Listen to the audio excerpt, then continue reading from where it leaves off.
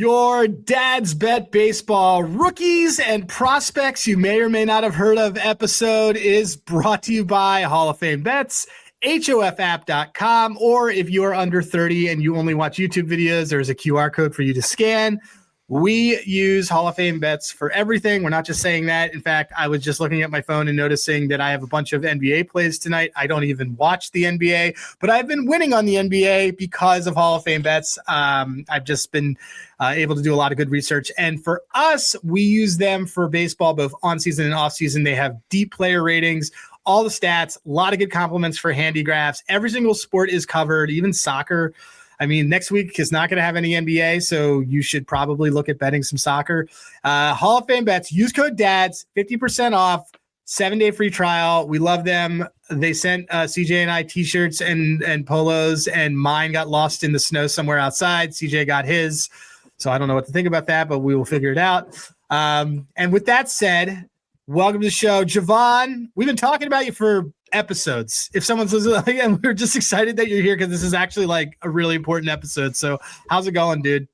I'm doing good. I'm pretty sure when people tuned in, they probably was like, who's this person? Like, why do they keep mentioning him? Like, yeah, is he AI or something? Like, well, you're just like you. I mean, look, well, you and I have been friends for like 5 years, but like you know ball, and you're our Keith Law. Actually, I think that's how we described you the other day. Was you're our? We Keith literally Law. said that. We're like, we're gonna get our Keith Law back on the show. So Javon, I could have you on every week, man. Yeah, we always say we said that when we were on before. So we love it. So, all right. So look, I want to start this off. This whole episode is going to be about rookies and guys to look at, and at the end, maybe like who you think there might be some value on sprinkling on for rookie of the year, and just got, and even, or I did see, I know you had a play that you put in our Discord for a second year guy that that kind of qualifies too. Of like, I saw you had a bet that you might want to mention later about a guy for RBIs, like some of these guys to take steps. So first things first. There are people that everyone is talking about, and I want to get your take on like the three names that everybody's talking about that are top of the list. So, like, and in terms of like what you think they're going to do and how people should go after them, Connor Griffin to start, Trey Savage, and I would argue Samuel Basello and JJ Weatherall are in the same conversation, but definitely I want to get your take on what is official year one look like for Trey Savage. You talked about him all the time last year, and Connor Griffin, is he real deal? Like, what should we be looking at for this?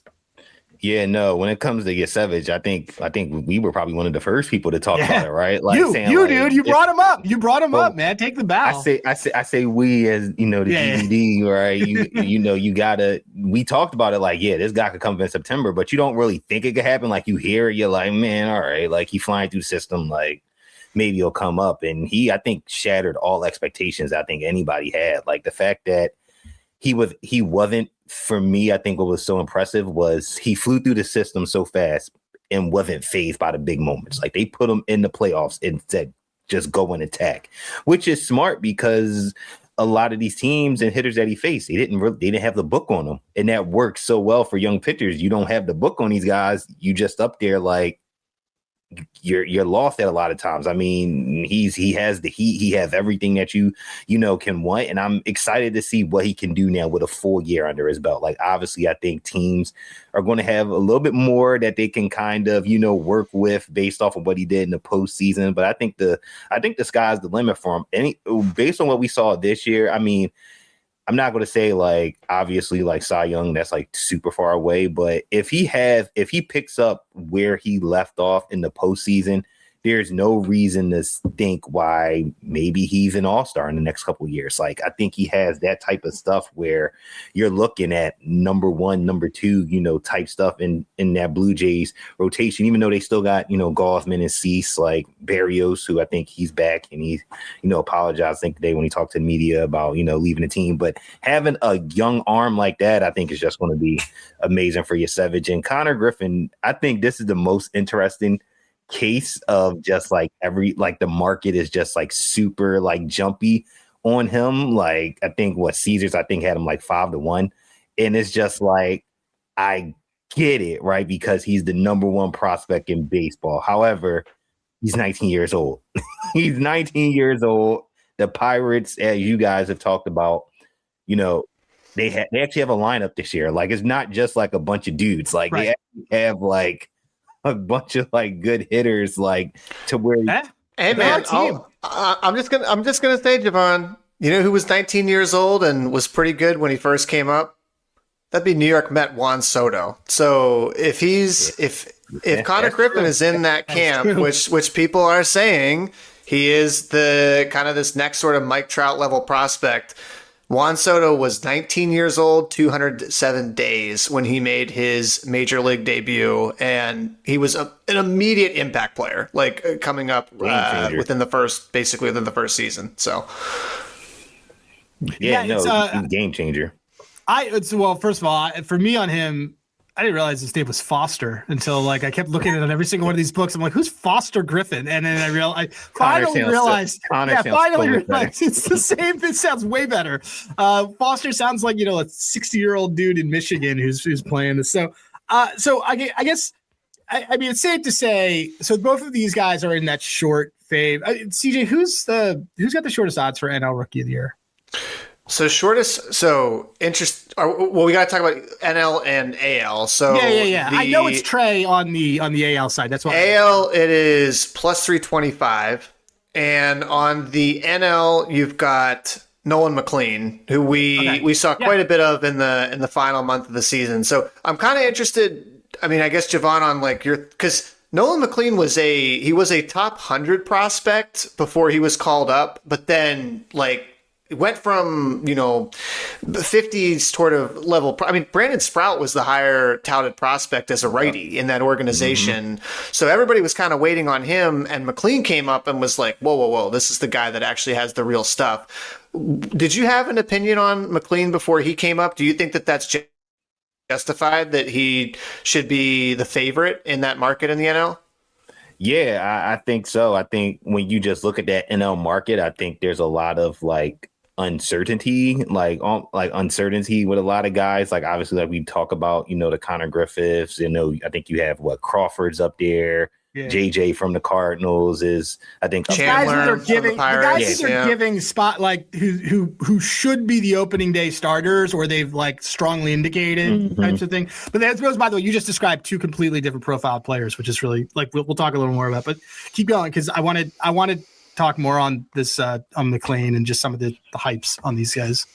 Yeah, I think games. I mean, yeah, he did, and I think what helped him and also a lot of guys that are like still eligible for Rookie of the Year this year, they were able to stay under that maximum amount. I think for hitters, I think they had to be under like 150 at bats, and I think for pitchers it was under a certain amount, and so it works perfectly fine. And what helps McLean's, what helps him is he's on a competitive team that's going to be very competitive in the NL East. He doesn't have to be the guy. He has fastball Freddie in front of him, which is just tremendous, and he has veteran guys behind him. Like he's really set up for a ton of success. And you look in the division that he plays in as well, he's going to play the Marlins and the Nationals a bunch, so he's going to be able to rack up a lot of huge numbers. And I think that's the thing when we just look at I think in any Rookie of the Year race, no matter if it's in baseball, basketball, football, right, it's all about who can put up big numbers and who can have moments, right?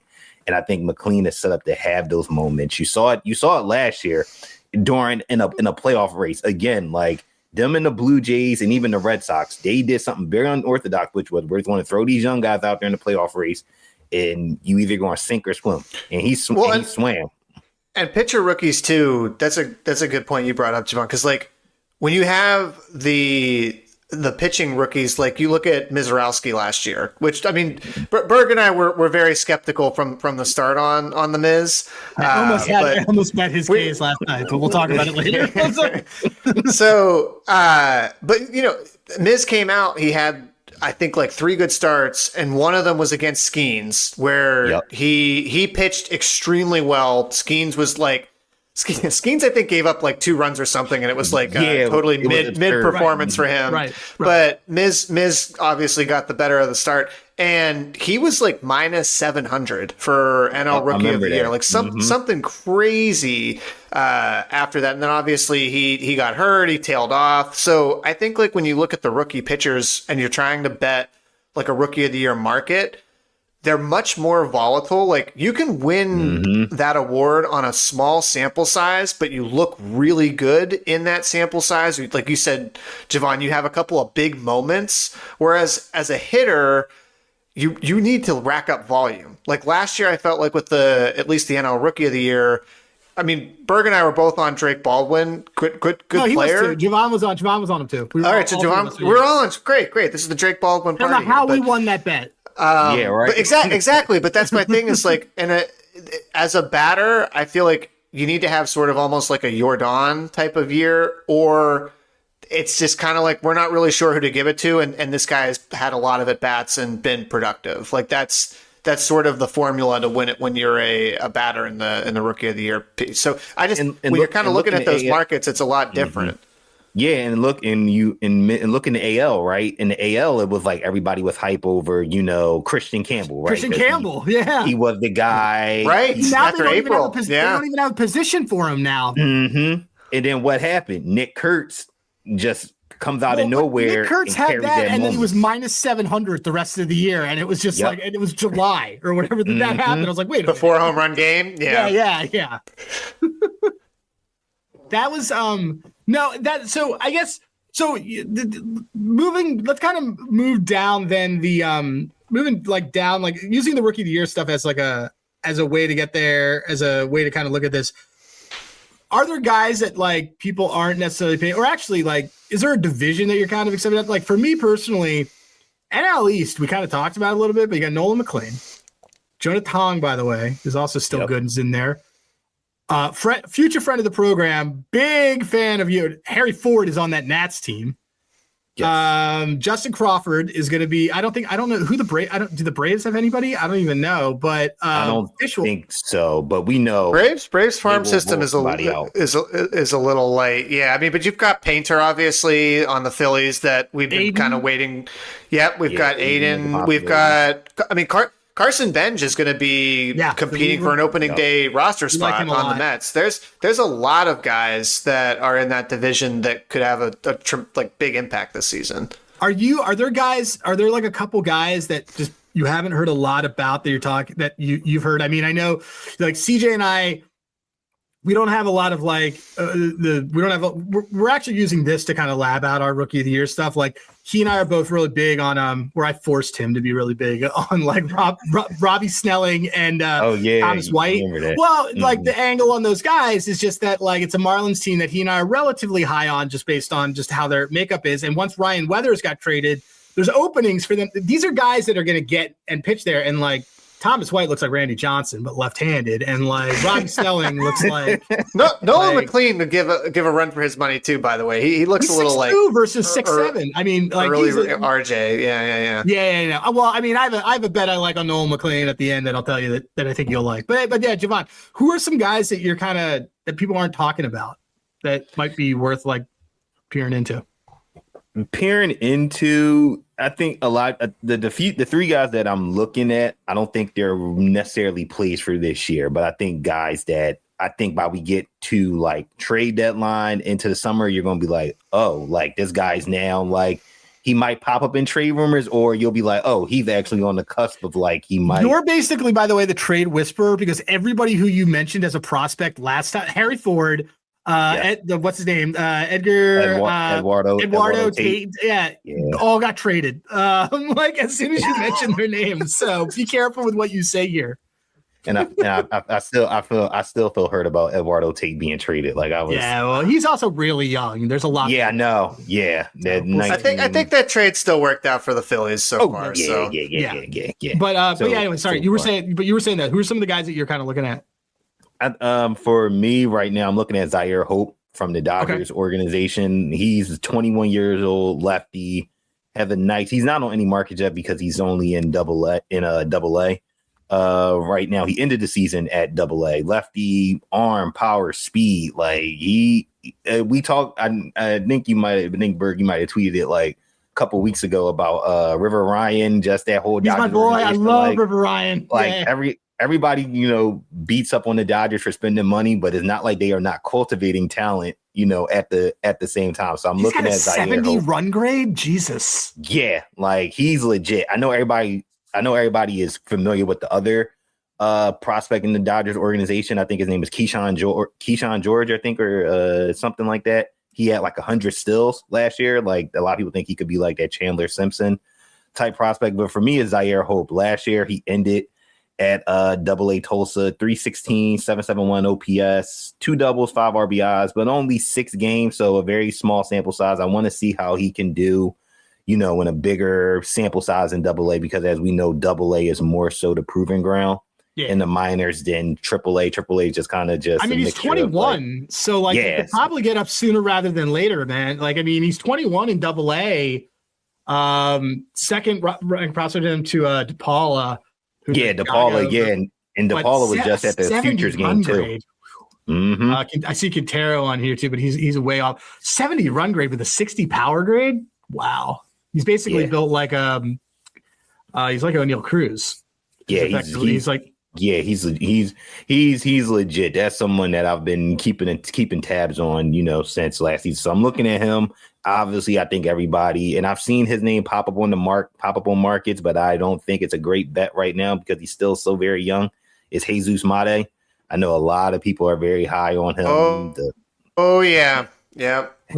On the Brewers, right? On the Brewers, yep. Of course he is.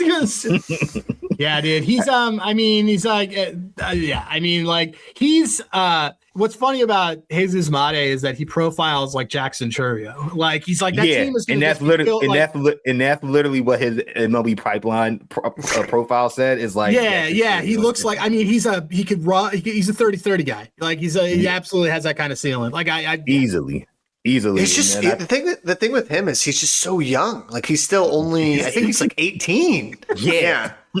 And so he's the third prospect on the list. Right. And they don't even have to rush him. Like that's the thing. Like they can literally take their time to just. He's a switch hitter too. Yeah, he's a switch hitter, which makes him even this guy's gonna win MVPs. This guy's like he's just legit. Like the fact that he was at single A, high A, and ended at AA. In AA, he only played 5 games. So again, same thing with Hope. I want to see as an 18-year-old, can he continue to make those adjustments, continue to progress at 18? And if he has a strong couple months at AA at 18 years old, I think those calls, and I wouldn't be surprised if the market fluctuates too, because I think on some books, I think he's 100 to 1, 80 to 1 at some books. So some books are floating with Made out there. So I would keep an eye to see how he progresses. And then this one is like, this is not this year. This is not next year. We're talking like estimated like 2029. Like we're going like super, like new CBA. Please. Super into the future. I love it. We're talking Josar Gonzalez, and I'm vaguely familiar with him because he's starting to gain buzz in the sports card community, like just like Jesus Made. Like he's starting to like pick up some buzz. Again, 18 years old, switch hitter. The comparisons, they're talking about Francisco Lindor and Jose Reyes. Like they're like, that's heavy for 18-year. Wait, what team's he on? He's on the Giants, right? Giants. On the Giants. Yeah, San Francisco Giants drafted really well. They said from what I've read, they've said he was the best position player available in the international class, obviously behind Sasaki in that class. He only played rookie ball in the Dominican Summer League, so we got to keep, our expectations a little tempered. But 288, 10 doubles, 5 triples, 4 home runs, 33 stolen bases at 18 years old. Like, 404 OBP, dude. His average was 288, and he had a 404 OBP, which means that he had a really good eye, which means he was it's really good. So that's a rookie league metrics. Yeah, so I'm really excited to see where the Giants kind of start him. Like, will he go to single A? Will he go to high A? Like, where do they start him coming, out of there? So those are just a few of my guys that at all various different levels, like to be keeping an eye out on. So I was gonna throw in one other. I'm gonna go the opposite way real quick, Javon. We're getting some deep cuts. We talked about a couple of these guys. I'm curious on your thoughts on Colt Emerson and a couple other players that we know could make opening day rosters, like they could actually be playing the whole season. Do you have any? What is your thoughts kind of on McGonagall? I don't think he's going to be up in time. Yeah. But he still looks good, by the way. To be very clear, he profiles very, very well. Legit. They want to get rid of Parker Meadows to make more to switch guys around to give him playing time. The Tigers farm system is like actually kind of insane. If you go and you look at some of the guys that are coming up in, they've got McGonagall, they've got, who else here? They've got a whole bunch of guys. Matt Clark, that's right. Yep, Max Clark. People forget, he obviously got hurt. Wasn't the guy that you were hoping for last year. But Jackson Jobe was like the number 2 prospect in the pipeline coming in. So Tigers, they've got McGonagall. So anyway, but back to my point, kind of like, so Carson Bench, Colt Emerson. I'm looking also at guys like Walker Jenkins. Anybody, Peyton Toll. Peyton Toll is another guy who I think he came up at the very end. Any of those guys that at least that you think from opening day that they could be this guy will be on the roster pretty much the whole year. Like you should just book it. He's going to be part of the club and solidified as a roster spot. My gut wants to say Peyton Toll, but I think just because the Red Sox have such a log jam right now in that rotation, it's going to be hard for him or even early to, get that 5th spot unless, Johan Oviedo just completely does not do the job. And if you're the Red Sox for Toll or even early, it's not the worst thing to get them some starts in, AAA just to, do their thing. And I think Toll, I saw a video where he's adding another pitch to his arsenal. Yeah, I did. Well, I was looking at strikeout stuff and I was like, he's adding a curveball. Both of those guys, I remember we all were on them for their debut. Javon, by the way, does whenever a guy starts its debut report for Javon, and we were killing it on pitchers, and early had 8 against the A's. They both pitched against the A's that series, and it was perfect. And I was reading that the other day. They're going to probably both start at AAA because people are forgetting Brian Bellows is still on this team, and they still they can, and that's 6 deep. So I agree. I like those guys. So. Yeah, Peyton Toll, I like him a lot. I'm excited to see what he does. I'm excited to see what a guy like Carter Jensen does with the Royals too. I was going to ask you about him. I'm excited to see how he does. I think I saw one projected lineup that kind of had him slotted in as the DH, but not, Jack Caglione, which I get it.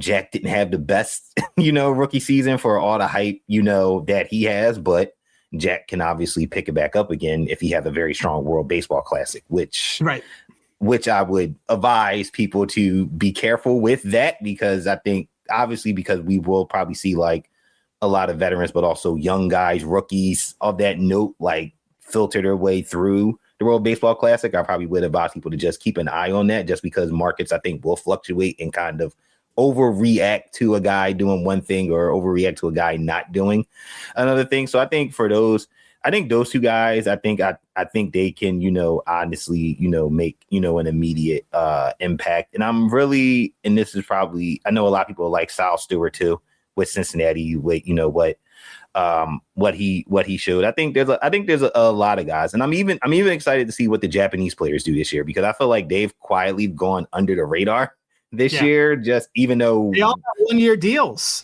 except for which Toronto. Is crazy. Yeah, which is crazy. Toronto, they were like, here's the boat, you're good. But our White Sox, got it one. He may. Not sure what side of the plate that Luis Angel Acuna bats on, apparently. But what a weird story, by the way, this week, where he's quadrupled down on he's a switch hitter. He's like, no, he's not a switch hitter. No, he's never was a switch hitter. Also, I'll just say this one more thing on Peyton Toll, because I'll never unsee it. Guy looks like a little bit of a chubbier version of Tom Selleck. Yeah, just go compare them. Yeah. Little bit chubbier version. Now I can't unsee it. I can see. All right. Who? So here's the thing. You mentioned So are there a couple, like, tell me about a couple second year players that you're kind of looking at and maybe any markets and stuff with them. I like me specifically, you mentioned World Baseball Classic, and this was something like CJ knows I'm like all in on Team Italy. And because that team just has a vibe and it's great. Like the vibes are awesome on that team. But I didn't realize that Kyle Teal's catching. And all the managers and coaches on that team are catchers too. So like my approach on why I think Kyle Teal's going to have first of all, he's going to be like catching for Aaron Nola, which I think that's just good. That's whether you like Aaron Nola or not, it's a major league pitcher that you're going to be catching for that is ahead of things that he's done. But my thing was that I think that he's going to probably be able to pick up some stuff that he might be able to take just technique wise into the season. Are there guys that you're looking at? I know you dropped in our Discord, like you dropped an RBI thing on a guy we mentioned before, but who are some second-year guys that you think are going to kind of take that leap?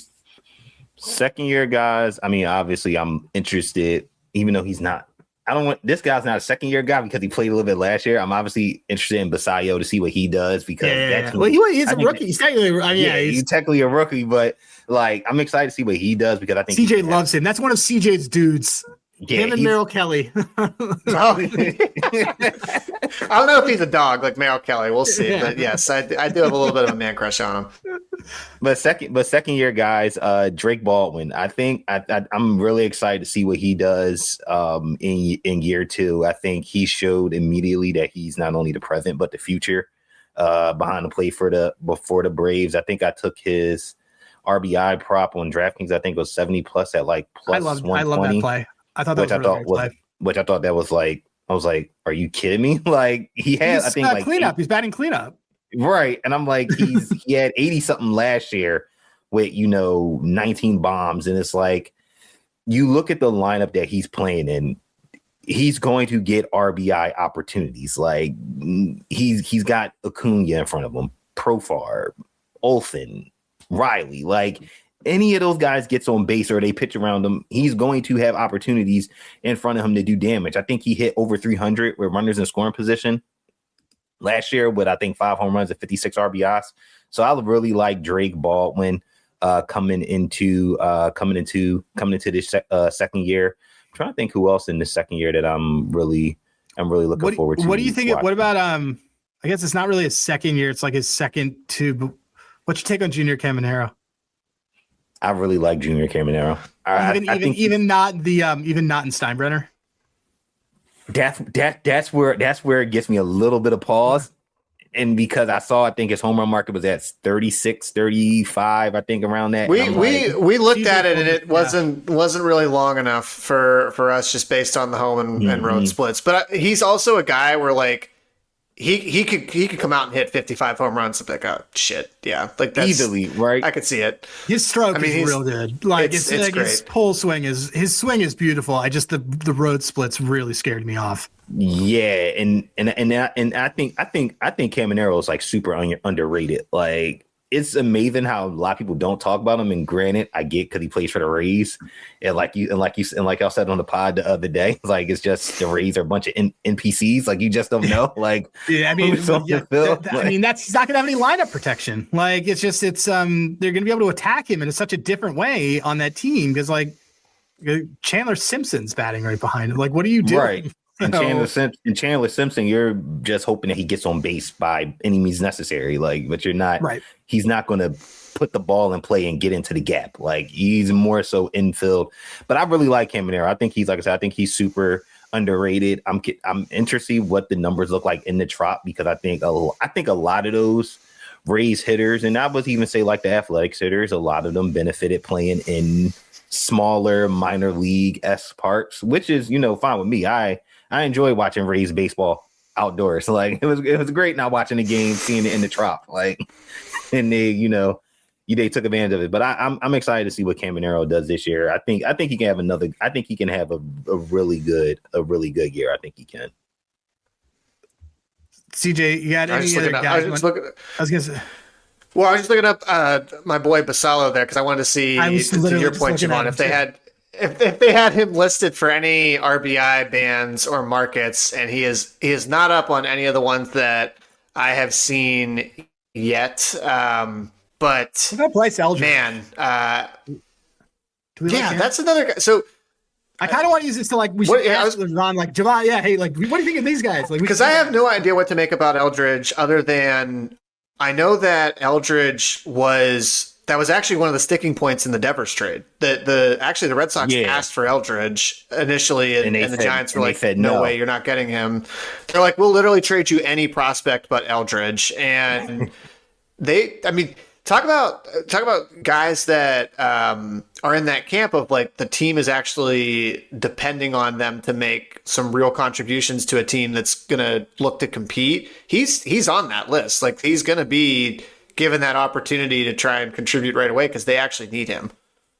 Yeah, they do. And I think what helps Eldridge is that he did get some like major league experience under his belt. It didn't go so well, but as we know, right, you as a prospect, you can come out hot and then just end up just flaming out and you just never, heard of again, or you struggle and you eventually figure it out. So I think for someone like him, the fact that he did get, 10 games under his belt, I think that's going to give him that confidence. And I think coming into spring training, like I expect he should be able to hit the ground running. Like you got that experience. Like now let's parlay it into coming in knowing that you said, CJ, like you are coming in to be an instant impact player. Like you're not on the fringe of like, maybe we'll need you, maybe we won't need you. We'll let you know. Like, no, like you're going to have to play like some serious time, here because he's one of those players where you just look at his numbers. It's kind of like you did everything you were supposed to do in the minors. Like there's nothing else for you to do. Like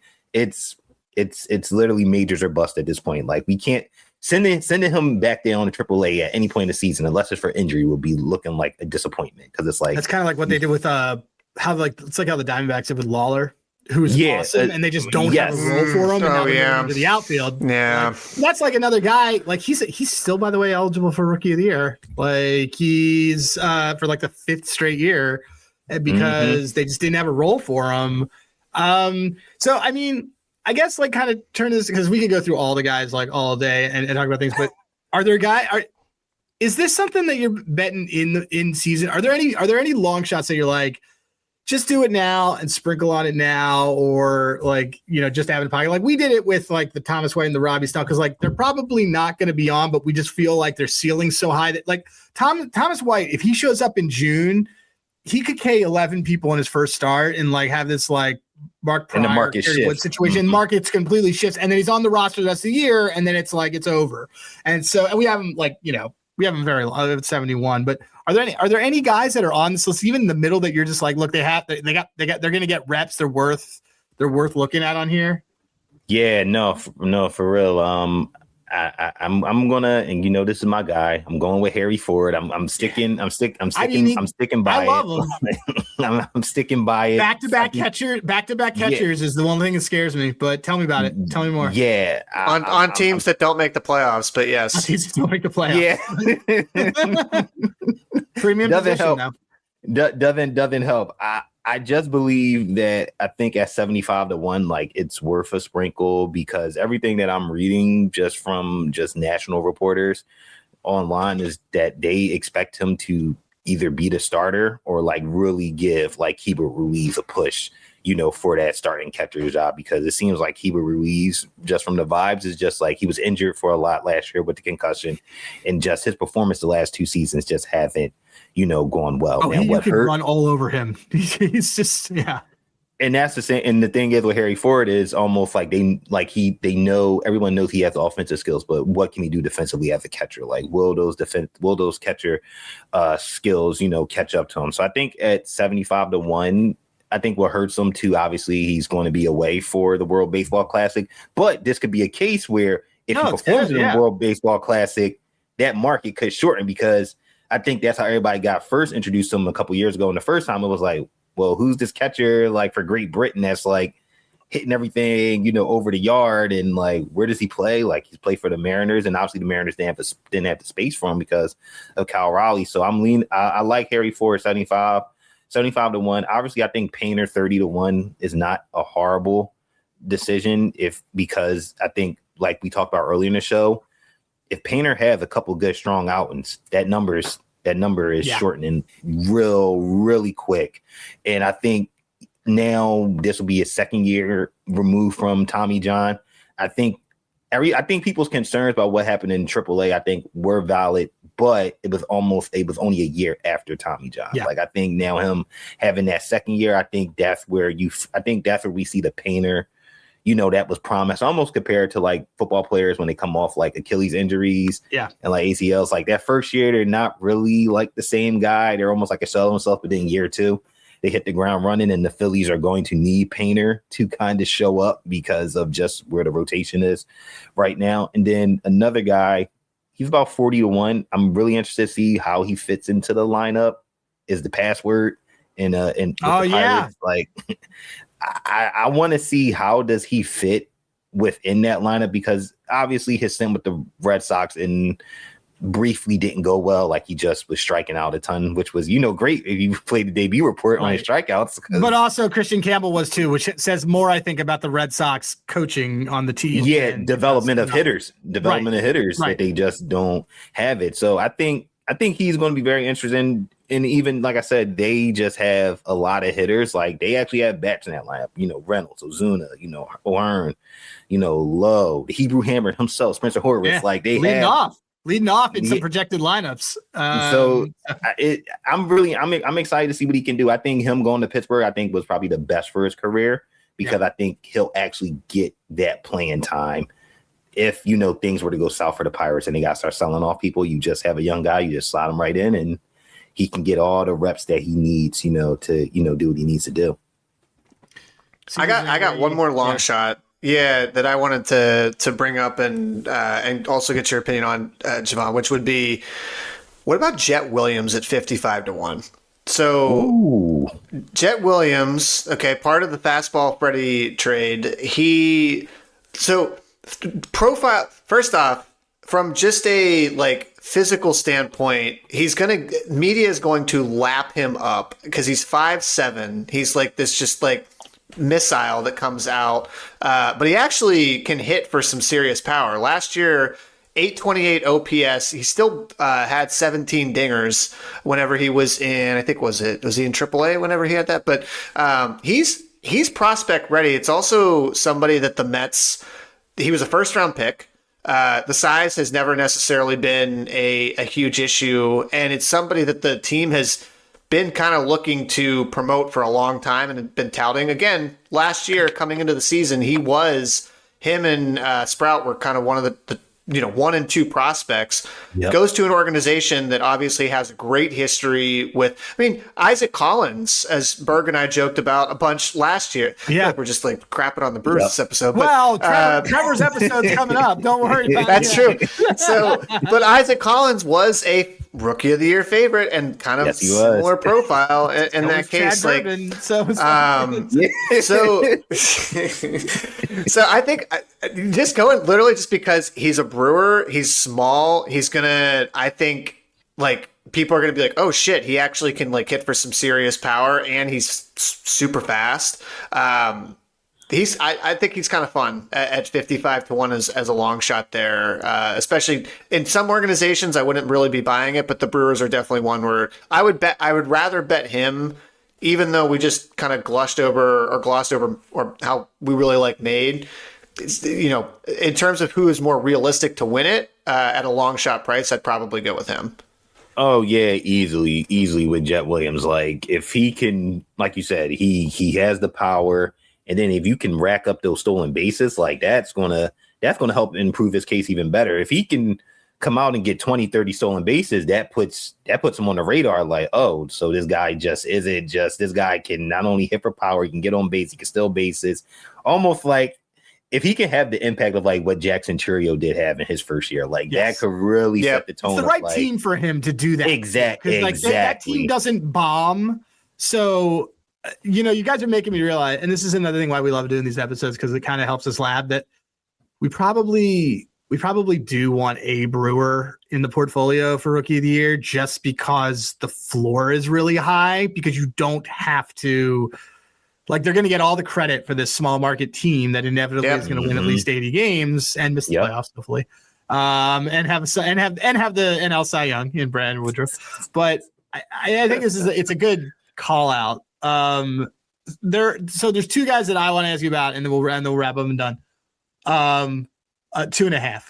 Real quick. Aiden Miller, like, because it feels like they're working him at third now, so it's like kind of being telegraphed. But yeah, I mean, too early to bet. I think it's definitely too early to bet, just because the Bohm Stott thing is there. But like you said, I do find it interesting that they're giving him those reps at third.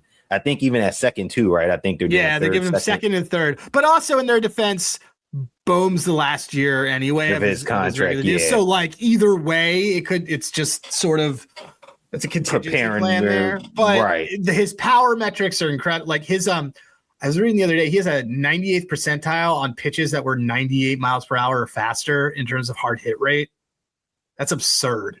He's the real Phillies don't have a lot of those guys. They don't, man. Who's that guy on Team Italy that they have too? Dante Nori. No, yeah, dude. That dude's a spark plug.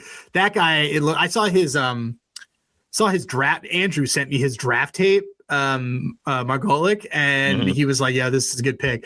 The last guy I want to talk about, and then we'll close it up, and this is really for you, CJ. DeVries. Are we 75-1? CJ's a fan. I'm a fan of anything CJ likes, even though I don't let him know that. 75-1. We don't have any AL liability. Is this worth it? Could the A's have back-to-back winner? I mean, of course they could, but is he even worth it? Is he getting there this year? I mean, it's possible. I mean, the way that he hit in Double-A. Very tepid response from Javon, by the way. So no, he hit 281 with 21 games. So like, I think that's a very strong sample size. My issue is, he had a 910 OPS in those 21. He had small samples, but Jesus, like that's it's just really where does he fit on that in that infield like that, and I think that's where teams like the A's and even the O's ran into this problem. Like, you have so much young talent, and you're like, where are they going to play? When are they going to play? Like, how are they going to fit? Like, do we have roster space for a Basayo and a Rushman and Alonso? We do, right? And I think for the A's is going to be, how can we free up that middle infield spot to get him on there? Because having him a future of him and Jacob Wilson at second and shortstop is just ridiculous. Like, that's ridiculous. With Soderstrom at first base, I mean, no, it's a solid team that we're fading. That we don't want to bet in any way, shape, or form. Well, I would say we're selling high on a lot of stuff on a team that is playing in Sacramento and doing that. All right. So, okay. This was excellent. Javon, give me a final guy. You got $25. Final guy that you just love that you're like, this is my guy for the season that I want everyone to watch. You could have already said him. Who is it? I would. I said Harry Ford. I said Harry Ford. That's my guy. But I'm gonna say Murakami. I'm really excited to see what he can do. I'm really excited. Interesting. Okay. Interesting. Our White Sox. I'm interested White because Sox. We have a lot of our teams this year. We do. I think a lot of people are. I think a lot of people with him, I think they're concerned about will the power hitting translate from playing over. I mean, if it does, he's going to bomb. His swing is so smooth. Like, it's so good. It makes no sense. I wish he was a Philly. That's how much it hurts me to see that he went to the White Sox. But I'm excited to see what he can do. I mean, if he can have a year similar to what Yoshida did in his first year. Obviously, Yoshida was older when he came over, but he had 15 home runs and 72 RBIs. There's no way. That should be almost like a floor for Murakami. Like, I think if he can get those numbers, we should look at that on his home. I think it's like 25. I think it's like 25 and a half on FanDuel, I think.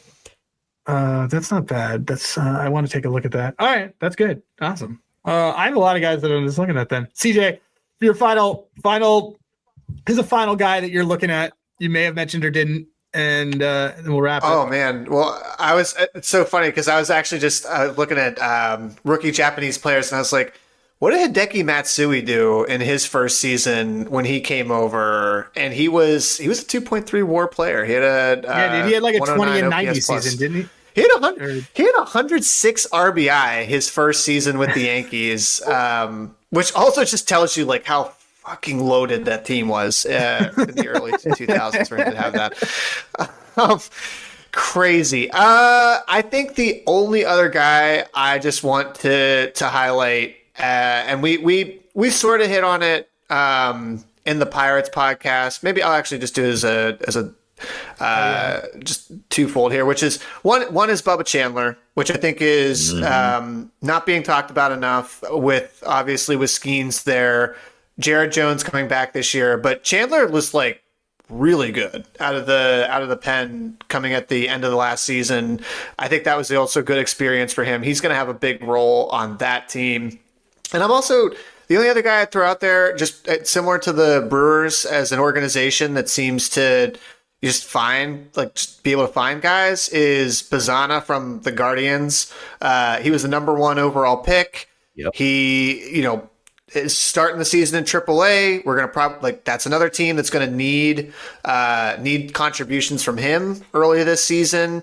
So he's only the 20th ranked prospect, which is still very good, but I'm kind of curious to see. He's not a big power guy. He's much more of like the contact, but it fits right in line with what the Guardians typically do. Yep. So I'd kind of just earmark him and be curious to see what he does coming up this season. I'm looking at his price, and it's where you don't even see what Bazana is for Rookie of the Year, but he's at 28-1. So if I could get him a little bit longer, if it takes maybe a few weeks to come up, then that might be kind of interesting, just because of the pedigree. My last 2 points are, I realized I didn't get to mention it before, but I like once that market opens, I like Nolan McLean for whip leader. He's got a pretty elite ground ball rate, and that's a sneaky one that I like, and we know he's going to get those reps. But the guy who also I think I want us to keep an eye on, I don't like his odds right now, is another Guardian, but Chase DeLauder kind of reeks of like the profile of somebody who would be a Rookie of the Year. Just like, and he came up in the playoffs, right? And he came up in the playoffs, and he's just an all-round. He's an all-round Guardian type of guy, and he's like 100 pence. He's like a 5-tool type of dude. None of these guys I want. I don't want any of these guys that are 20-1 or less. Like, I just don't. And so I'll wait till he inevitably opens at like 0-18 and does whatever. But that's a guy who I'm looking at too. I think that what I'm taking away from this, and people should take away, is that Harry Ford and these small market teams that have a type are probably really good ways to look and attack the Rookie of the Year market, which I didn't think about until we had this show. So. Javon, tell everybody where they can find you. Oh yeah, for sure. Again, appreciate y'all for having me on as always. Dude, you'll be on a lot, man. Because we're gonna have a real draft special. We'll have you and we'll have Andrew on, and Andrew can tell us all the pitchers that are being drafted that like got diarrhea on the mound and stuff because he coaches them all. It's great. He has all these great stories. but no, I appreciate y'all. Follow me obviously on Twitter at Jovan10, Blue Sky, I think it's the same thing. And Total Sports Live, totalsportslive.com just dropped the story earlier, just, spotlighting some of my favorite plays so far season long, futures that I like across the majors. If you are in the Discord, you already know what those plays are, but they're good. I love them. I approve of all of them. Only one I was iffy on was your Buxton love. I'm a little bit iffy on that one, but I just don't like that team or that guy. You know what the Buxton one is about, though. It's all about health. That's the thing. Yeah, exactly. He does. He can still fit. Yeah. Well, we said that on the Twins preview where I just like 35 home runs. Like if he plays like 3/4 the season, he's getting it because he's that good. No, that's for sure. Javon, you were awesome to have on here as always. We're gonna have you back.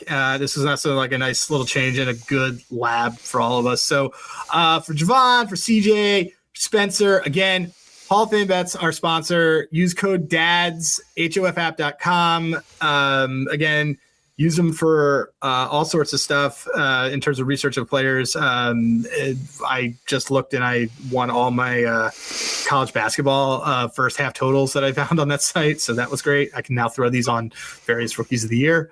And so for everybody, we will see. We're going to be continuing through. We're almost halfway through. We're almost halfway through all of our previews, which is wild to me. So we'll see you on another team and another episode.